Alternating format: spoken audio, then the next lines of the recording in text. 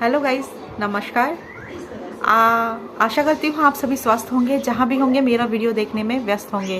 Guys, आज हम बात करेंगे राजवीर जी के उस केस के बारे में जिसकी एक एफआईआर तक नहीं करवाई उन लोगों ने, जो आज उनको बहुत ज़्यादा मिस कर रहे हैं, है ना,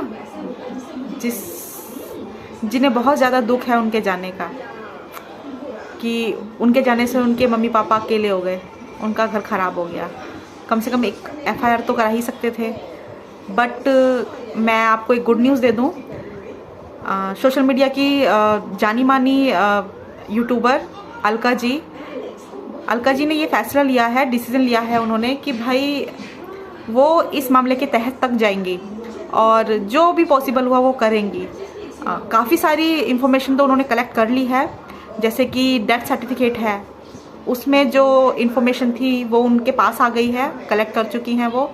दूसरी, एफआईआर क्यों नहीं हुई इसका रीज़न भी वो जानने की कोशिश कर रही हैं, और बाकी आगे मैं डिटेल में बताऊंगी आपको कि उन्होंने क्या बताया कि एफआईआर में क्या क्या चीज़ें मेंशन होनी चाहिए थी और क्या क्या इन लोगों ने नहीं कराई। गाइस, उन्होंने कहा, अलका जी ने कहा कि जो डेथ सर्टिफिकेट था उसके अंदर डेथ के बाद मेंशन किया जाता है कि इस व्यक्ति की जो मृत्यु हुई है उस मृत्यु का कारण क्या है। अगर एक्सीडेंटल होती है तो एक्सीडेंटल लिखा जाता है, और नेचुरल डेथ होती है तो नेचुरल डेथ, है ना। और अगर कोई सुसाइड करता है तो सुसाइड के लिए भी वही चीज़ लिखी जाती है कि सुसाइड कमिट, है ना। लेकिन उस जो रिलीज हुआ था डेथ सर्टिफिकेट, उसमें कुछ भी मेंशन नहीं था। जहाँ पे ये सब मेंशन होती हैं ये चीज़ें, वो स्पेस उन्होंने खाली छोड़ दिया था उस डॉक्यूमेंट के अंदर। वो स्पेस बिल्कुल नील है, खाली है स्पेस, वहाँ कुछ नहीं लिखा है, ना एक्सीडेंटल लिखा है, ना नेचुरल लिखा है, ना सुसाइड लिखा है, कुछ नहीं लिखा है। तो वो कह रही है मुझे इसी चीज़ के ऊपर डाउट है ना। अगर उसके ऊपर वो मेंशन होता तो एफआईआर होती, शायद इसलिए मेंशन नहीं कराया गया कि जो उनकी डेथ थी राजवीर जी की वो एक्सीडेंटल थी, शायद इसलिए मेंशन नहीं कराया गया कि फिर एफआईआर होती इस मामले में, है ना। और एफआईआर क्यों नहीं कराना चाहते थे घर के लोग, पता नहीं। अगर किसी का घर में आप खुद सोचिए, अगर किसी का एक्सीडेंट होता है और उसमें उसकी जान चली जाती है तो उसके घर वालों की कोशिश होती है एफआईआर करवाने की, कंप्लेन, एफआईआर या कोई भी कानूनी प्रक्रिया को फॉलो करने की, ताकि उनको जस्टिस मिल सके, न्याय से उनको कुछ समाधान निकल सके, है ना। लेकिन राजवीर जी के मामले में सबको मतलब ठंडा कर दिया गया। कुछ लोग बोल भी रहे थे ना कि भाई एफआईआर करो, कंप्लेन कराओ, और ये कानूनी मामला है, यहाँ तो पुलिस का मैटर है, इसको पुलिस थाने जाकर एफआईआर करानी चाहिए।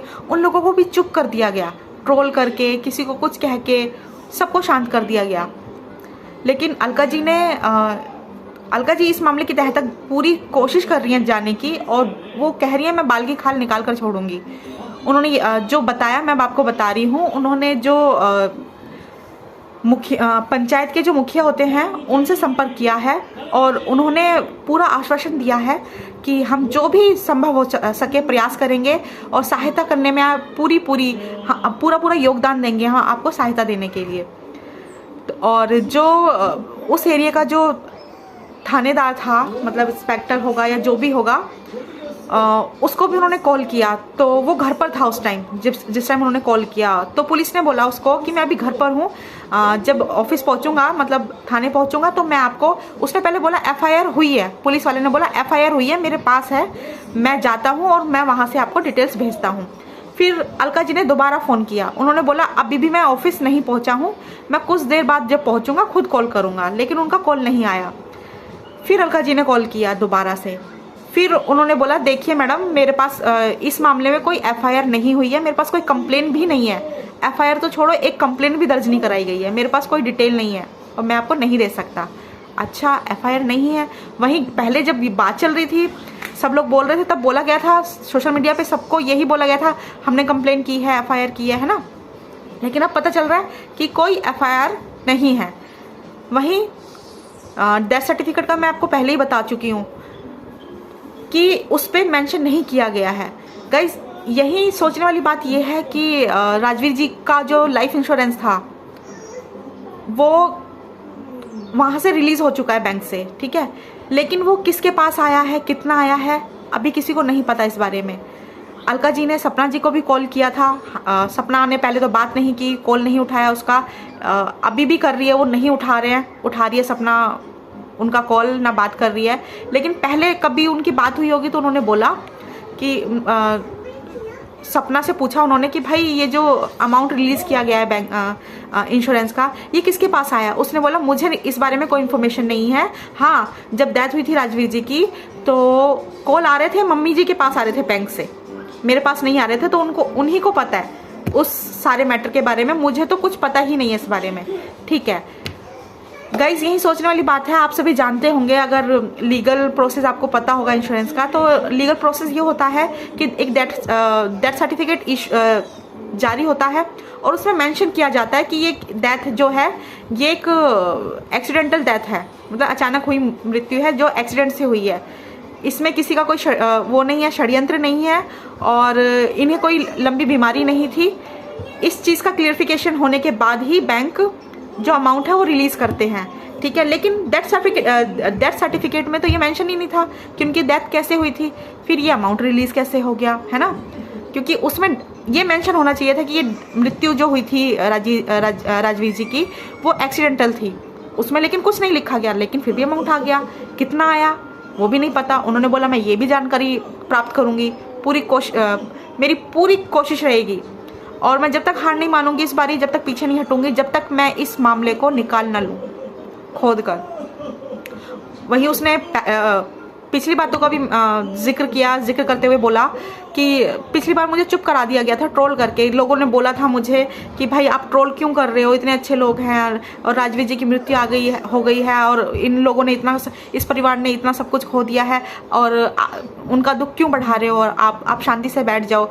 जब वो लोग नहीं चाहते हैं कुछ तो आप क्यों ट्रोल कर रहे हो उन लोगों को। तो उन्होंने बोला भाई मैं ट्रोल नहीं कर रही थी, मैं बल्कि जो अच्छा इंसान गया था मैं उसकी हेल्प कर रही थी, फैमिली वालों की हेल्प करना चाहती थी कि इतना तो पता चले लोगों को कि ये एक्सीडेंट सच में एक्सीडेंट था या किसी की साजिश थी।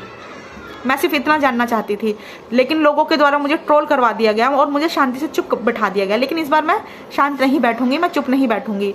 और उन्होंने ये भी बोला कि वहाँ के जो एरिया, जो उस डिस्ट्रिक्ट के जो बड़े लोग हैं, मतलब ओहदे वाले लोग हैं, उनसे भी मैं संपर्क में हूँ और पूरी इन्फॉर्मेशन निकाल रही हूँ मैं। जो भी डिटेल्स होंगी मैं आपको अपने आने वाली वीडियोस में डालती रहूँगी।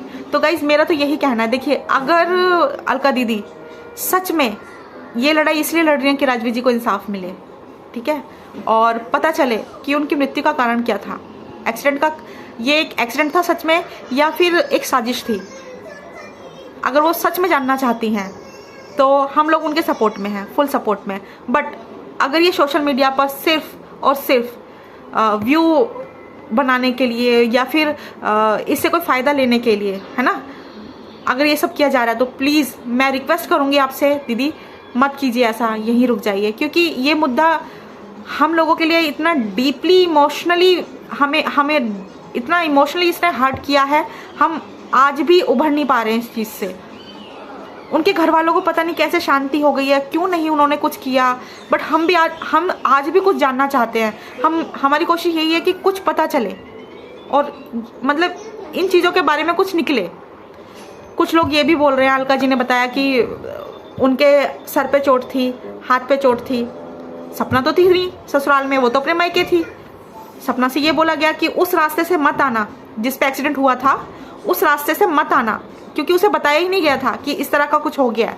उसे झूठ बोल के बुलाया गया कि आप घर पे आ जाओ जल्दी से, और उस रास्ते से मत आना, दूसरे रास्ते से घूम कर आना।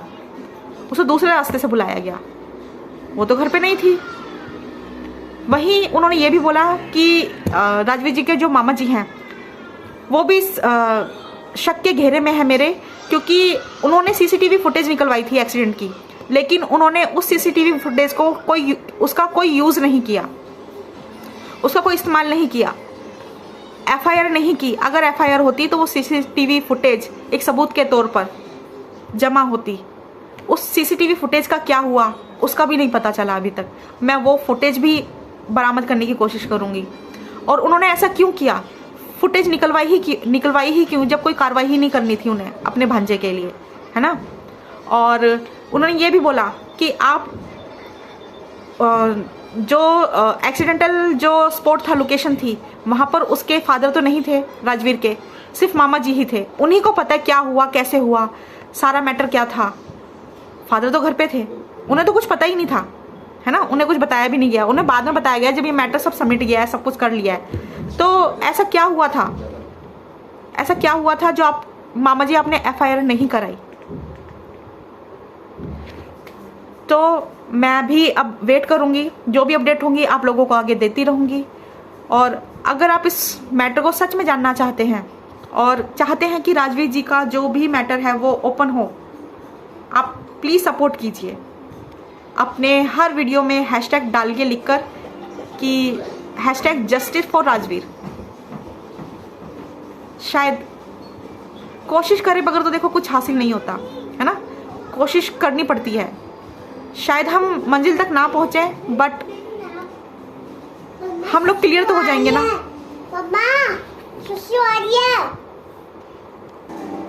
बाकी आप सब इस मुद्दे पे क्या सोचते हैं? आपका पॉइंट ऑफ व्यू क्या है? आप क्या चाहते हैं? ये मुद्दा दोबारा उठाया जाना चाहिए, क्योंकि इस मुद्दे से ये मुद्दा उठेगा ना तो ये नहीं है सिर्फ जस्टिस मिलेगा, नहीं, ये इमोशनली बहुत ज़्यादा बहुत लोगों को हर्ट भी करेगा ये मुद्दा, है ना। हम चाहे कुछ भी कह लें उनके पेरेंट्स के लिए, लेकिन उन्हें भी दुख होगा इमोशनली, क्योंकि क्या मजबूरियां रही थी यार। ऐसी क्या मजबूरियां हो सकती हैं जो अपने ही बच्चे के लिए इंसाफ मांगने से चुप बैठ के लिए मतलब इंसाफ मांगने के लिए मजबूर करके बिठा दे चुपचाप, है ना।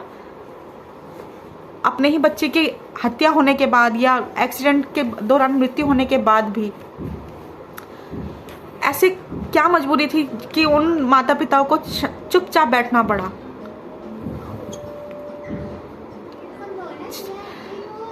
आपका जो भी पॉइंट ऑफ व्यू हो आप प्लीज़ कमेंट के थ्रू मुझे शेयर कीजिएगा, आप जो भी चाहते हैं। गुड बाय, और प्लीज़ चैनल को सब्सक्राइब करना ना भूलें। आगे की सभी अपडेट्स इसी चैनल पर मैं आपको टाइम टू टाइम देती रहूँगी। गुड बाय, अपना ध्यान रखिए।